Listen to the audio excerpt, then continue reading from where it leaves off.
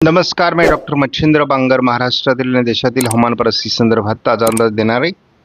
आपण बघतो की महाराष्ट्रामध्ये खास करून मराठवाडा, पश्चिम महाराष्ट्र या भागात बहुतांश भागामध्ये काल जोरदार पाऊस झालाय.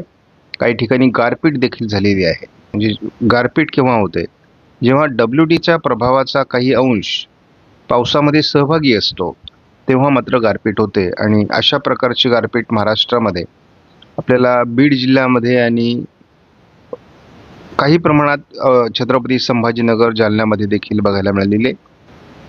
आपण बघितलं की काल गोव्यापर्यंत मान्सूननी मोठी प्रगती केलेली होती, परंतु त्यामध्ये देखील अजून उत्तर गोव्याचा काही भाग अजून शिल्लक आहे. तो कव्हर करून आज उद्या महाराष्ट्रामध्ये मान्सून दाखल होऊ शकतो, कारण तसं अनुकूल वातावरण सध्या आहे. थोडक्यात पश्चिमी शाखा मान्सूनची अधिक चांगल्या पद्धतीने प्रगती करताना आपल्याला गेल्या 2 दिवसांमध्ये दिसलेलं आहे. मात्र पूर्व शाखेत अजूनही अडथळा निर्माण होतोय, कारण पूर्व भारतामध्ये कुठल्याही राज्यामध्ये अजून मान्सून आलेलं नाही आहे. ज्यांनी या चॅनलला सबस्क्राईब केलं नसेल, दररोज व्हिडिओ बघतात, त्यांनी देखील या चॅनलला सबस्क्राईब करायचा प्रयत्न करा, की जेणेकरून तुम्हाला दररोजचं नोटिफिकेशन येईल आणि तुम्हाला नवीन अपडेट हवामानाविषयी समजेल. संपूर्ण महाराष्ट्रामध्ये आज 6 तारखेला देखील येलो अलर्ट देण्यात आलेला आहे. त्यामुळे महाराष्ट्रामध्ये आज देखील पावसाची शक्यता आहे. महाराष्ट्रात विदर्भ वगळता बाकी भागात येलो अलर्ट कायम असणार आहे. WDचा प्रभाव उत्तर भारतातला कमी होईल, त्यामुळे पावसाचं प्रमाण थोडं कमी होण्याची शक्यता आहे. हेच वातावरण जवळपास महाराष्ट्रातील विदर्भ वगळता बहुतांश भागात येलो अलर्ट 8 तारखेलाही कायम आहे. यावर्षीच्या मान्सूनचं एक वैशिष्ट्य राहणार आहे, ते म्हणजे जसंही पावसाचं वातावरण कमी होईल तशी उष्णतेची लाट डोकं वरती काढणार आहे. आणि त्यामुळे ही एक एल वर्षाची म्हणा किंवा ग्लोबल वॉर्मिंगचा किंवा वातावरणीय बदलाचा हा परिणाम आहे. 9 तारखेला देखील महाराष्ट्राच्या बहुतांश भागात पावसाचा अंदाज आहे, विदर्भ वगळता. 10 तारखेला देखील आपल्याला कोकणामध्ये पाऊस आहे, इतरत्र पाऊस दाखवण्यात आलेला नाही.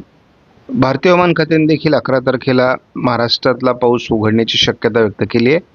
आणि या ठिकाणी एक खंड सुरू होतोय असा एक प्राथमिक अंदाज आहे, आणि मान्सूनच्या प्रगतीमध्ये अडथळा ठरणार आहे. आपण सातत्याने एक ट्रप भारताच्या भूभागावर दाखवत होतो, आणि ती ट्रप अशा पद्धतीने होती. तर त्या ट्रपच्या भागामध्ये मोठ्या प्रमाणात पाऊस झालेला आहे. परंतु विशेष म्हणजे आपण भारताच्या बहुतांश राज्यांमध्ये पाऊस बघतो. केवळ राजस्थान आणि गुजरात, महाराष्ट्राच्या काही भागामध्ये पावसाचं प्रमाण कमी आहे. यामध्ये आपला उत्तर महाराष्ट्र असेल, कोकण असेल, अपेक्षित पाऊस झालेला नाही. बरोबरच विदर्भ, मराठवाड्यात देखील काल चांगल्या पावसाच्या नोंदी झालेल्या आहेत. आपण वाऱ्यांच्या स्थितीतील बदल बघतो. मान्सून गोव्यापर्यंत पोहोचला आहे, तर या ठिकाणाहून अशा पद्धतीने वारे पूर्णपणे दक्षिण भारताला क्रॉस करत आहेत, आणि मग ते वारे काही प्रमाणात या ठिकाणी जाऊन या ठिकाणी एक चक्राकार स्थिती आहे याला भिडत आहेत. तर जे वारे या बाजूने पुढे जात होते ते आता थोडे थांबले आहेत. आणि त्याचबरोबर आपण बघतो की या ठिकाणी एक चक्राकार स्थिती आहे, परंतु वारे या ठिकाणावरून वरती निघत आहेत. त्याचबरोबर काही वारे या ठिकाणाहून अशा पद्धतीने इथे येत आहेत. तर एकूणच वाऱ्यांची स्थिती आपण जर बघितली तर आता मान्सूनच्या पुढच्या प्रगतीला अनुकूल वारे तयार झालेत. कुठलीही मोठी वादळी सिस्टम सध्या अस्तित्वात नाही. JFS मॉडेलचा अंदाज काय आहे हे आपण बघणं आवश्यक आहे. या ठिकाणी आपल्याला JFS मॉडेल नाही. अजूनही भारतामध्ये मध्य भारतीय ट्रप कायम आहे. हा भाग अजून सुटलेला आहे. त्याचबरोबर याही भागामध्ये अजून बऱ्याच मोठी तूट बाकी दिसते. मध्य भारतावरील जो काही पावसाचा प्रभाव आहे तो अजून कायम आहे. यामध्ये महत्त्वाची बाब म्हणजे अरबी समुद्रामध्ये हे जे वातावरण तयार होणार या वातावरणाचा परिणाम कोकण किनारपट्टीसहित केरळपर्यंत मोठ्या प्रमाणात जाणवण्याची शक्यता आहे.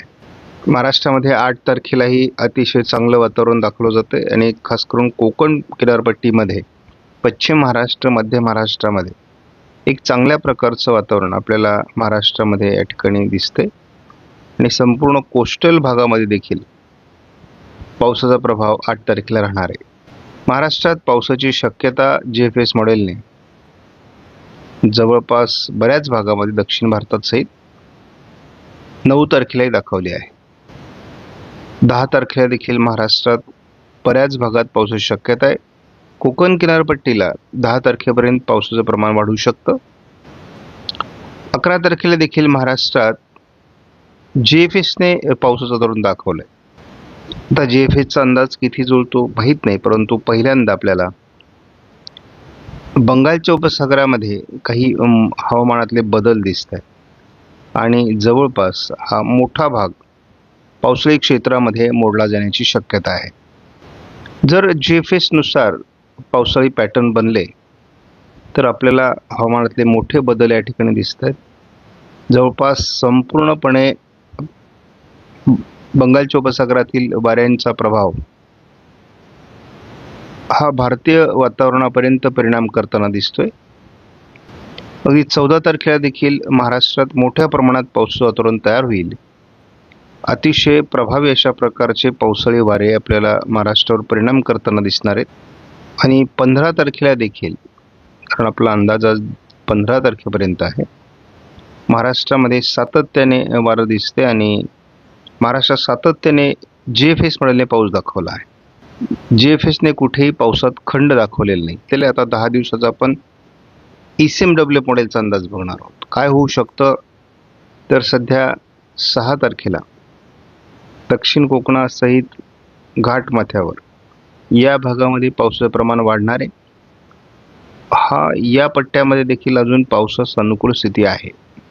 मात्र आपण पूर्व विदर्भ आणि अहिल्यानगर, छत्रपती संभाजीनगर, जळगाव, धुळे, नंदुरबारमध्ये आणि अगदी खाली पुणे पूर्व, सातारा पूर्वच्या भागातही पावसाचं प्रमाण कमी, म्हणजे हा मुख्यत्वे करून पर्जन्य छायेचा प्रदेश आहे. 7 तारखेला आपण बघतो की वातावरण हे पुण्यापर्यंत किंवा लातूर, धाराशिव, सोलापूर या पट्ट्यामध्ये आपल्याला पावसाळी वातावरण चांगलं दिसतंय. हा मान्सूनचा पुढचा टप्पा आहे. मान्सून पुढे सरकण्यासाठी इथे अनुकूल वातावरण असणं आवश्यक आहे. त्यामुळे या 2 दिवसामध्ये आज उद्या महाराष्ट्राच्या काही भागात मान्सून सरकण्यास हरकत नाही. मुख्यत्वे करून 8 तारखेला ज्या भागात मान्सून पुढे सरकेल, मान्सूनचा पुढचा टप्पा हा असणार आहे आणि त्यामुळे या टप्प्यामध्ये मान्सूनची प्रगती होण्यास 8 तारीख उजळणार आहे. 9 तारखेला मात्र यामध्ये फारशी वाढ होताना दिसत नाही. 10 तारखेलाही फार वाढ नाही आहे. कोकणाच्या दक्षिणी पट्ट्यात मुंबईपर्यंत प्रभाव आहे. जे फार तर मुंबईपर्यंत मान्सून पुढे सरकू शकतो, परंतु महाराष्ट्राच्या मुख्यत्वे करून या भागामध्ये मान्सूनला प्रगती करण्यात मोठा अडथळा निर्माण होणार आहे. तो अडथळा 11 तारखेला अधिक स्पष्ट होणार आहे. तो कमी पाऊस पडण्याची शक्यता आपण व्यक्त करतोय, तो हाच भाग आहे आणि वर्षभर हा पॅटर्न एल निनोमुळे या कमी पावसाचा पट्टा म्हणून या ठिकाणी राहील असं दिसतंय. पावसाच्या प्रमाणात थोडी पुन्हा वाढ ही 12 तारखेला ECMW मॉडेलने दाखवली आहे. 13 तारखेला या भागात पावसाचं प्रमाण वाढतंय. थोडक्यामध्ये कालच्यापेक्षा आज खंड कमी प्रभावी राहील असं दिसतंय. केवळ हा भाग त्यांनी खंडामध्ये पकडलेला आहे. 14 तारखेला पाऊस वाढण्याऐवजी पाऊस कमी होतोय आणि या ठिकाणी आपल्याला मॉडेलने पूर्व विदर्भामध्ये पावसाचं प्रमाण दाखवलंय आणि थोडं कोकणामध्ये पावसाचं प्रमाण दाखवलंय आणि मान्सून सेट झाल्यानंतर साधारणपणे जून महिन्यातल्या पावसाचा हा पॅटर्न आहे. आपण केवळ 15 तारखेपर्यंतच अंदाज आज बघणार आहोत. महाराष्ट्रातल्या पावसाच्या खंडामध्ये वाढ होत आहे, मात्र कोकण किनारपट्टीला पावसाचं प्रमाण सातत्याने राहणार आहे. म्हणजे 16 तारखेपासून 20 तारखेपर्यंत पुढे पावसाचं प्रमाण अधिक कमी होईल असा अंदाज. आपण जेव्हा 20 जूनपर्यंतचा पाऊस बघतो तेव्हा आपल्याला नाविलाजाने काही गोष्टी सांगाव्या लागतात. या भागामध्ये आपल्याला पूर्णतः उघडीप दिसते.